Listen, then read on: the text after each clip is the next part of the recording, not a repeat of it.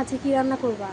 আজকে রান্না করব নিরামিষ, কুমড়ো দিয়ে আলু দিয়ে ডাঁটা দিয়ে তরকারি, আর মুগ ডাল করব ডাঁটা দিয়ে, আর বাঁধাকপির বড়া করব।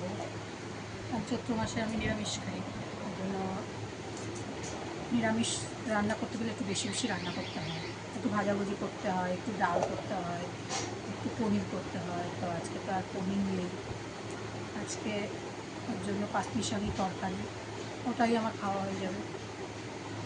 এই যে কাটছি, ডালের জন্য কাটছি এটা কি ডাঁটা। পাঁচমিশালি তরকারির জন্য কাটছো? কুমড়ো, না, ডাঁটা, এইটা আলু? কাটছি হচ্ছে ডালে দেবো, মুগ ডালে।